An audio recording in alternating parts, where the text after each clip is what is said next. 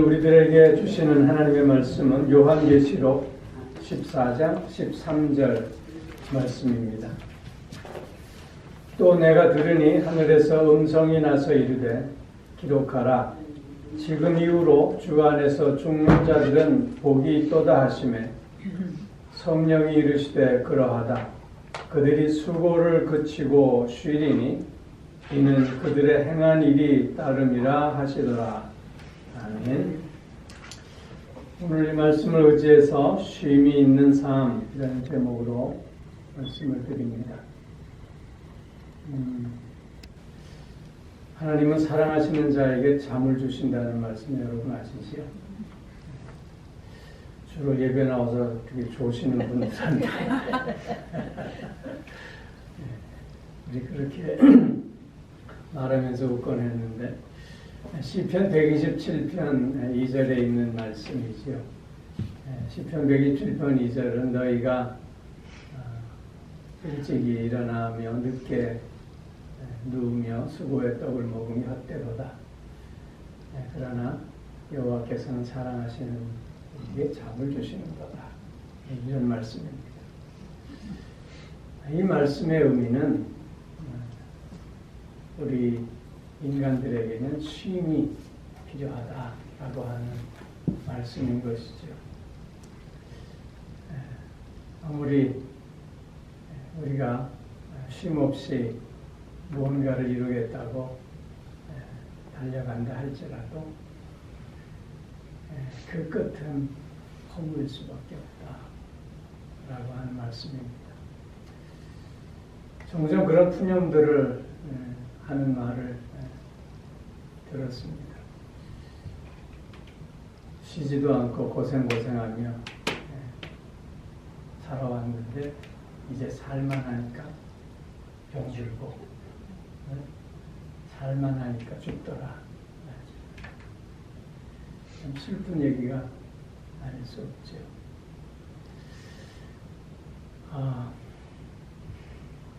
쉰다고 하는 것,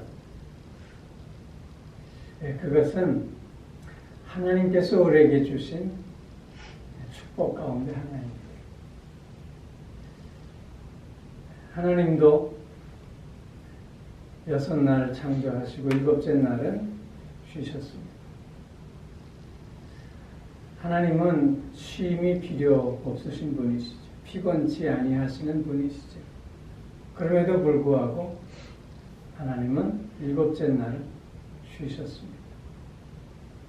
그 까닭은 우리도 쉼이 반드시 필요함을 강조하시고자 하시는 의미입니다. 쉰다고 할 때 그것은 단순히 일을 하지 않는 것을 의미하는 것은 아닙니다. 몸과 마음을 회복하는 것이고 우리의 존재를 회복하는 것이고 삶의 균형을 이루는 의미가 있는 것입니다. 영어로는 쉼을 그래서 이렇게 설명합니다. 쉼의 의미는 첫째는 리플렉션입니다. 거울에 자신을 비춰보듯이 스스로를 돌아보며 성찰하는 것이 쉼의 의미고 내가 지금까지 살아온 삶을 점검하면서 그 방향을 다시 한번 정비하는 것이 바로 쉼의 의미다.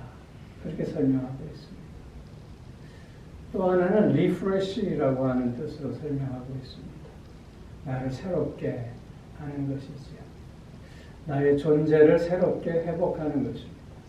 즉 세상의 가치로서 나를 보는 것이 아니라 하나님이 정해주신 본래의 나의 모습을 다시 한번 새롭게 회복해내는 것. 그것이 쉼의 의미라고 하는 것이죠. 또 한 가지로는 recreation이다라는 말을 합니다. 재창조를 한다고 하는 것이죠. 이 재창조를 한다고 하는 것은 우리에게 허락된 모든 관계들을 새롭게 한다고 하는 뜻입니다. 그 관계를 더 깊이 하고, 그 관계를 더 복되게 하는 의미로서 쉼을 갖는다라고 하는 뜻이지요. 이런 의미에서 우리에게 쉼이 필요합니다. 그런데 쉼이 없는 삶이라고 한다면 그것은 시편 기자의 고백처럼 아무리 애쓰고 노력해도 헛된 삶일 수밖에 없고 모든 것이 무너지고 망가지는 삶이 될 수밖에 없다고 하는 것이죠. 예수님도 우리에게 쉼으로 초청하시지 않았습니까? 수고하고 무거운 짐진 자들아 다 내게로 오라. 내가 너희를 쉬게 하리라.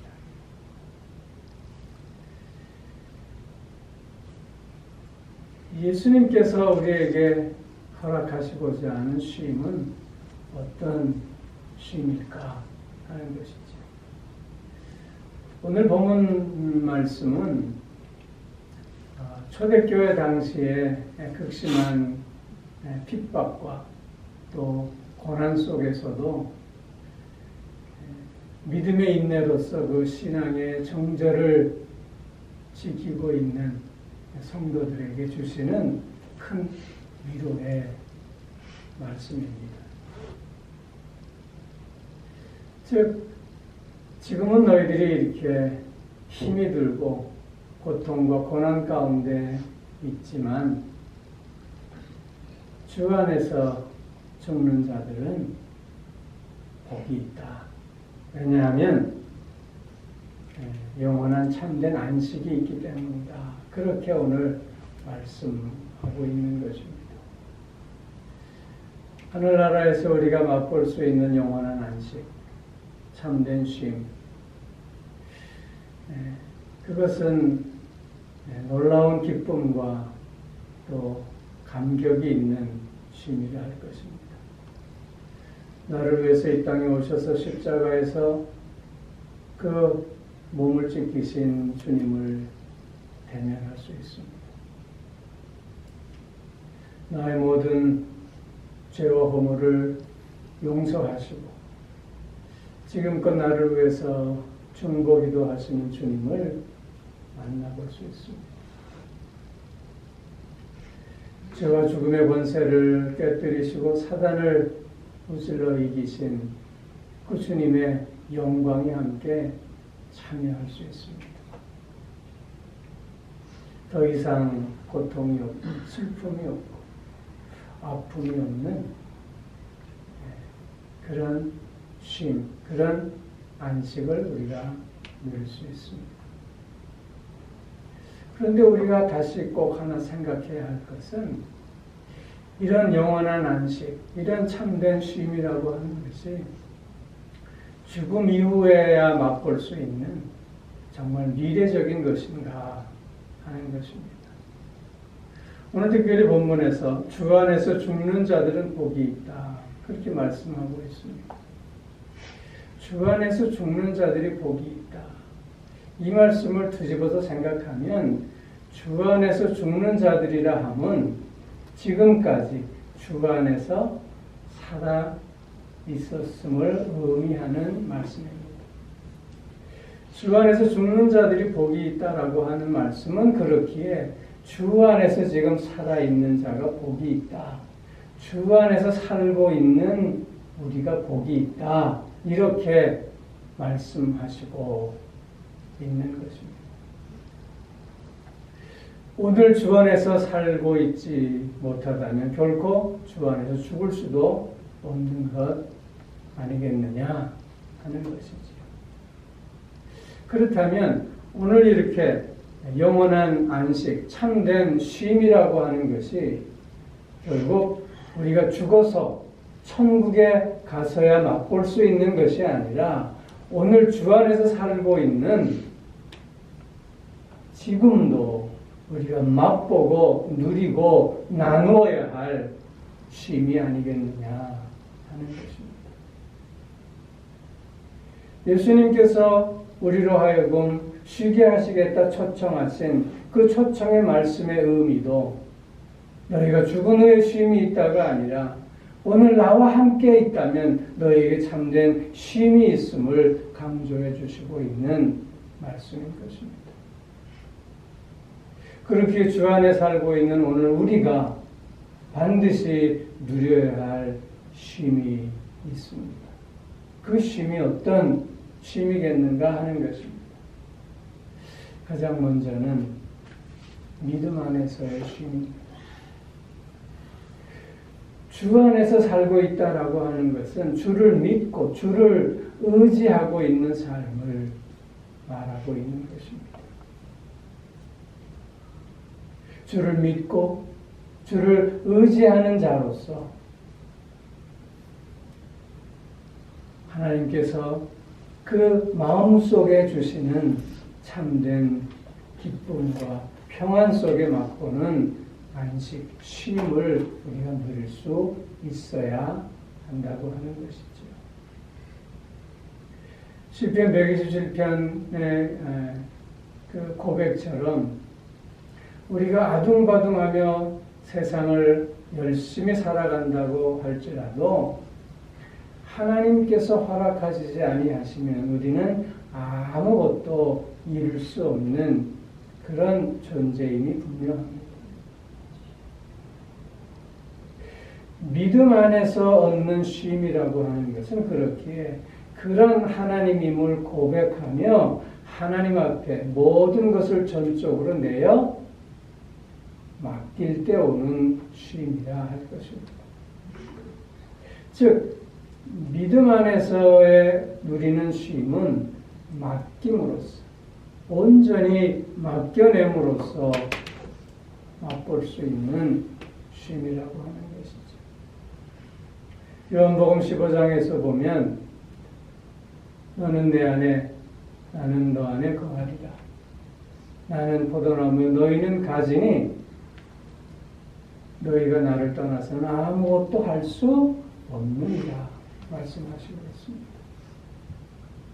뿐만 아니라 로마서 8장 28절 말씀에서 보면 우리가 알거니와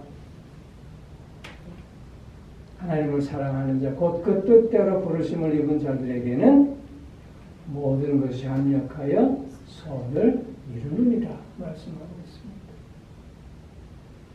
즉 우리가 아무리 무언가를 이루어 가는 것처럼 보인다 할지라도 결국 그 모든 것을 이루시는 분은 하나님이시라고 하는 것입니다.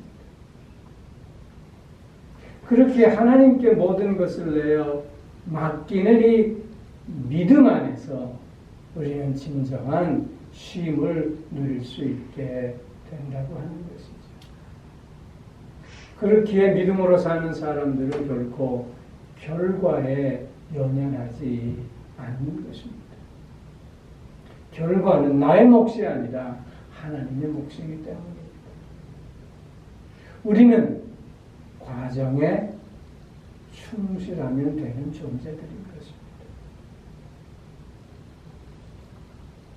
왜냐하면 하나님께서 이루실 것이기 때문입니다.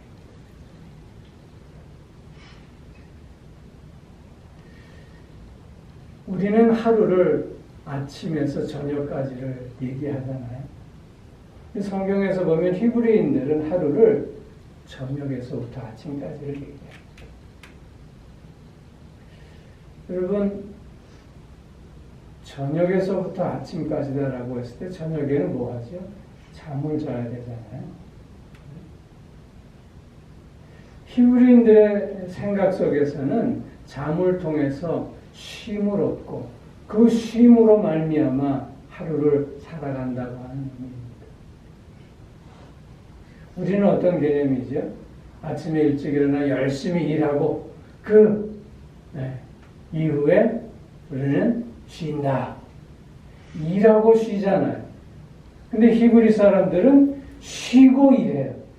어떤 게 맞을까요?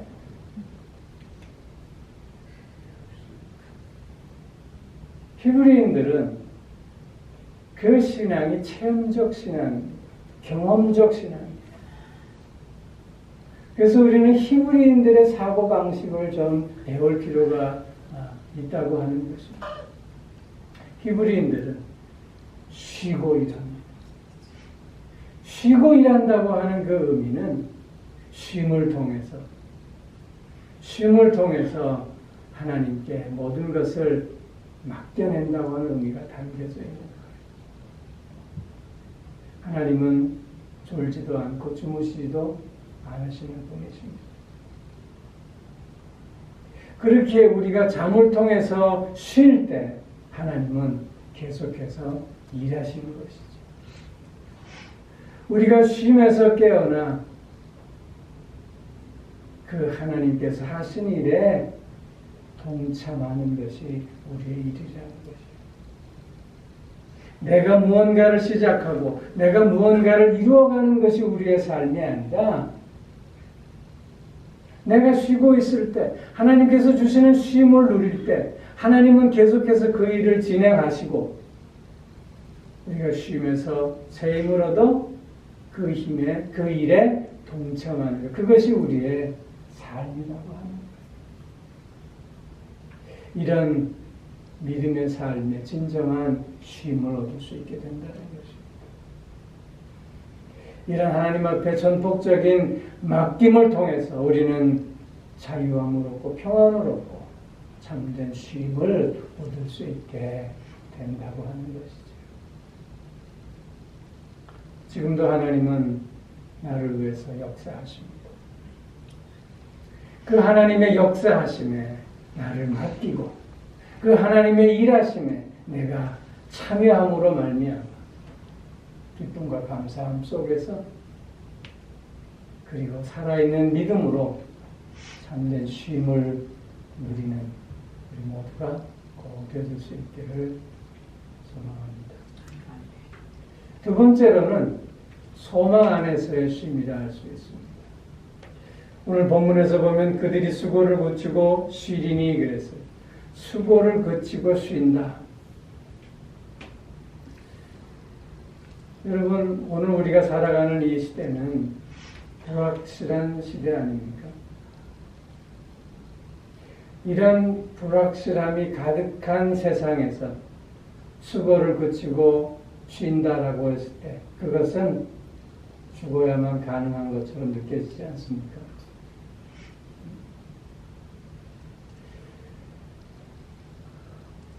어저께 미국이 이란을 공습했습니다.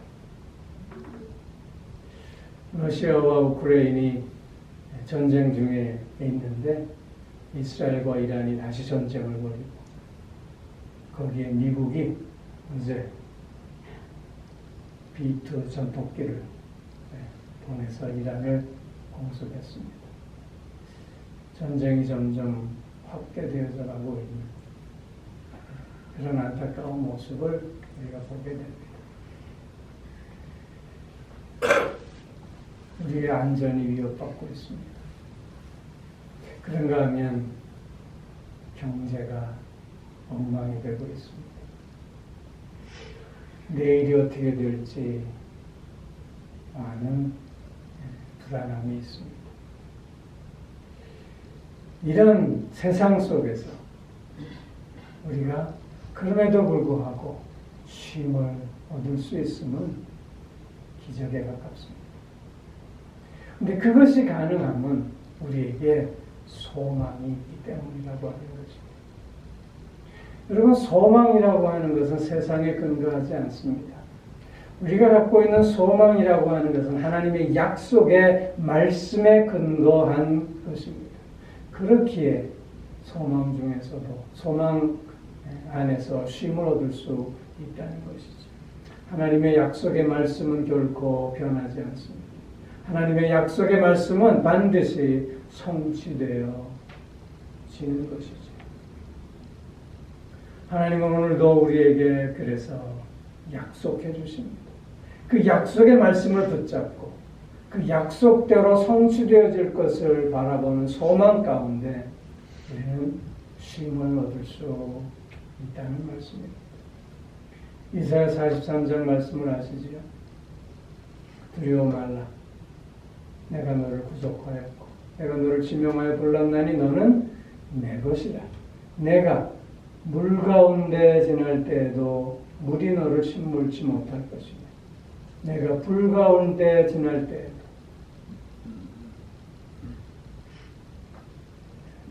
불이 너를 사르지 못하리라. 나는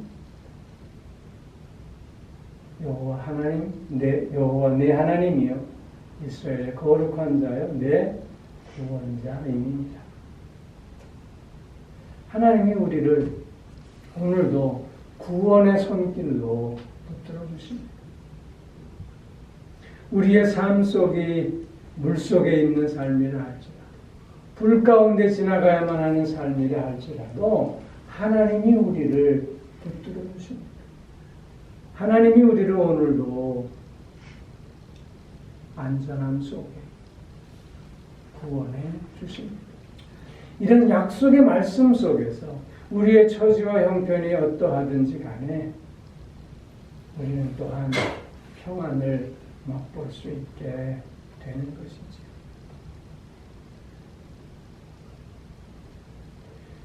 나에게 소망이 있으니 하나님의 은혜요. 내가 소망 중에 하나님을 바라볼 수 있으니 나에게 평안이요 또한 쉼이 될 수 있다는 것입니다. 우리가 오늘의 현실만을 바라보게 되면 우리는 결코 쉼을 얻을 수 없습니다. 그러나 이 현실 너머에 하나님께서 일하고 계심을 우리가 바라보게 된다면 우리는 그 하나님을 통해서 또한 평안을, 안식을 누리고 맛볼 수 있게 되는 것이죠. 우리에게 오늘도 소망의 하나님으로 함께해 주시는 그 하나님을 바라보고 찬양하면서 그 소망 가운데 참된 평안을, 안식을, 쉼을 맛보는 우리가 꼭 되어질 수 있기를 또한 축원합니다. 한 가지 더는 사랑 안에서의 쉼입니다. 은혜 안에서의 쉼이라 하겠습니다. 오늘 본문 말씀 맨 끝에 보면 이는 그들의 행한 일이 따름이라 하시더라고 했어요. 그들이 행한 일이 따릅니다.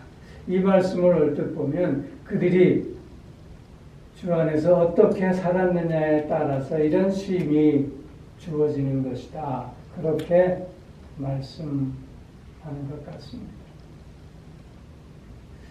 그런데요, 우리가 하나님을 믿는 믿음은 어디서부터 온 것이지요? 하나님으로부터 온 것입니다.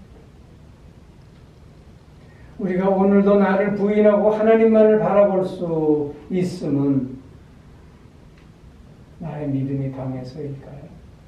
그게 아니라 하나님이 나를 깨닫게 하시고 하나님이 나에게 은혜를 베풀어 주셨기 때문인 것이죠. 내가 오늘도 겸손함으로 헌신하고 봉사하며 섬기는 삶을 살 수 있으면 나의 신앙 인격이 훌륭해서이기 때문일까요? 그것이 아니라 나에게 너무나도 큰 하나님의 사랑과 은혜가 이미 주어졌기에 그 사랑과 은혜 안에서 그 하나님의 주신 사랑의 고백, 사랑의 응답으로, 은혜의 응답으로 그렇게 겸손하게 헌신하며 섬기는 삶을 살 수 있었던 건 아닐까요? 그렇기에 내가 행한 모든 일들을 내가 하나님 앞에 자랑할 수 있는 것이 아니라 내가 이렇게 할 수 있으니 전적인 하나님의 사랑이요 은혜입니다라고 고백할 수밖에 없는 것 아닙니까?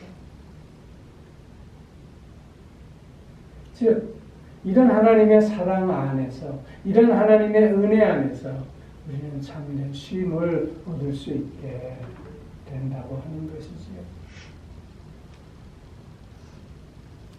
아무도 자신의 공로를 주님 앞에서 자랑할 수 없습니다. 사랑 안에서 은혜 안에서 쉼을 얻는다고 하는 것은 아마도 사도 바울의 이런 고백 속에 충분히 담겨져 있지 않을까 싶습니다. 나의 낙연이 하나님의 은혜입니다.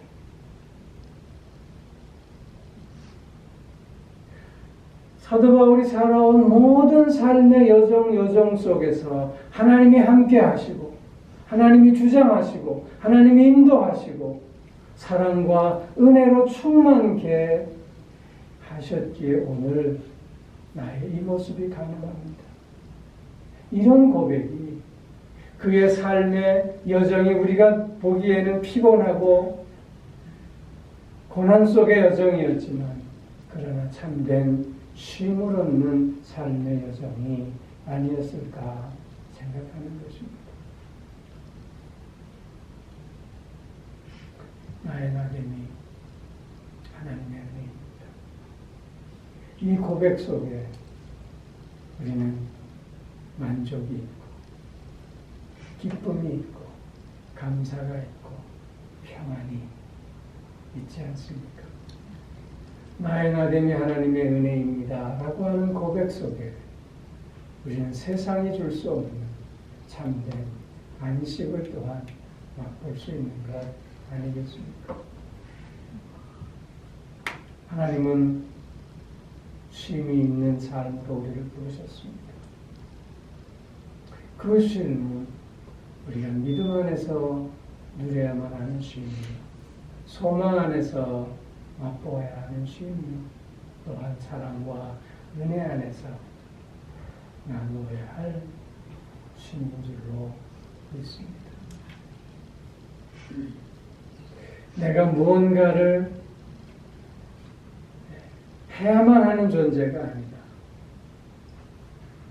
내가 이 일을 함으로 기쁨을 얻고 이 일을 함으로 새 힘을 얻고 이 일을 통해서 마음의 평안과 쉼을 얻는 우리의 삶이 늘 되어져야 할 줄로 믿습니다. 쉼이 있는 참으로 복된 삶을 살아내는 우리 모두가 되어질 수 있도록 주의 이름으로 축원합니다. 기도합니다.